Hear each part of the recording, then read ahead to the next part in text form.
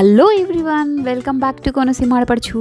అబ్బా, ఈ గుమ్మడికాయ ముక్కలు చూసారా? గుమ్మడికాయ పులుసులో ముద్దపప్పు వేసుకుని తింటే ఏముంటుందండి. ఎలా చేస్తారో చూద్దాం. ఇప్పుడు కొద్దిగా ఫస్ట్ మెంతులు వేసుకుందామండి. తర్వాత కొంచెం ఆవాలు వేసుకోవాలి, కొంచెం మినపప్పు వేసుకోవాలి, కొన్ని ఎండుమిర్చి వేసుకోవాలి. దాన్ని బాగా ఫ్రై చేసుకోవాలి. మెంతులు ఎంత మంచిగా వేగితే దాని అరోమా అంత బాగుంటుంది పులుసుకి. తర్వాత కొద్దిగా జీలకర్ర వేసుకుందాం, కొద్దిగా ఇంగువ, ఇది ఎక్స్ట్రా టేస్ట్ని యాడ్ చేస్తుంది అనమాట. కొంచెం కరివేపాకు చిటపట్లాడేసింది, అందుకే ప్లేట్ అడ్డు పెట్టాను అనమాట.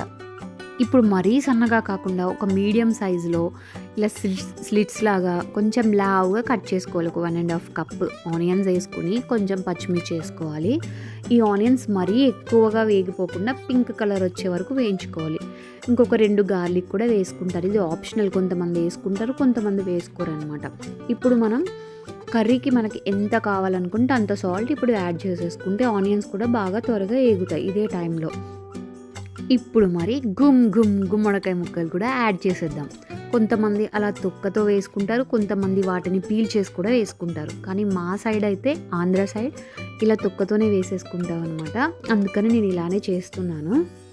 వాటిని బాగా కలుపుకోవాలి. ఇప్పుడు కొంచెం కర్రీకి సరిపడా పసుపు వేసుకోవాలి, కొద్దిగా కారం కూడా యాడ్ చేసుకోవాలి. ఇప్పుడు కొద్దిగా ధనియాల పౌడర్ కూడా యాడ్ చేసుకోవాలి. ఇప్పుడు పసుపు, కారము, ధనియాల పొడి వేసుకున్నాం కదా, వీటిని బాగా కలుపుకోవాలన్నమాట. వీటికి ఇంకొక చిన్న చిట్కా ఏంటంటే, ఒక 2 టేబుల్ స్పూన్స్ ఆఫ్ వాటర్ కొంచెం మనం అలా కార్నర్స్లో యాడ్ చేస్తే అది అడుగంటకుండా ఉంటుందన్నమాట. ఇవన్నీ బాగా ముక్కకు పట్టిన తర్వాత మనం ఒక 700 ml ఆఫ్ వాటర్ అనేది యాడ్ చేసుకోవాలి. యాడ్ చేసుకున్న తర్వాత దాన్ని ఇంకొకసారి బాగా కలుపుకొని లిడ్ క్లోజ్ చేసుకుని దీన్ని ఒక 15 minutes వరకు కుక్ అవ్వనివ్వాలి. ఇలా మూత తీసి చూస్తే బాయిల్ అవుతుంది కదా, అసలు ముక్క ఎంతవరకు ఉడికిందో చూద్దాం. అసలు ఒక ముక్క తీసుకుని మనము ఇలా కట్ చేసి చూస్తే కనుక ఇలా కట్ అవుతుంది అనుకుంటే బాగా కుక్ అయినట్టే. సో ఈ టైంలోనే మనం చింతపండు రసం బాగా మెత్తగా మ్యాష్ చేసుకుని దాని జ్యూస్ని కూడా యాడ్ చేసుకోవాలన్నమాట. ఇప్పుడు ఈ గుమ్మడికాయ పులుసుకి అసలైన టేస్ట్ ఇచ్చేదాన్ని యాడ్ చేసేద్దాం. అదేంటో తెలుసా?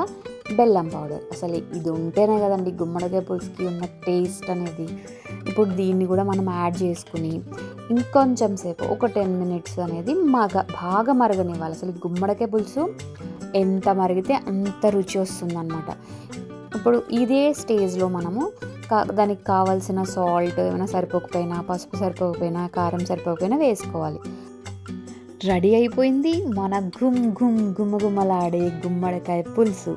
మీ ఫ్యామిలీలో కూడా గుమ్మడికాయ పులుసు ఎంతమందికి ఇష్టమో మీరు కామెంట్ చేయండి. Thank you. Subscribe to my channel Konaseema ఆడపడుచు.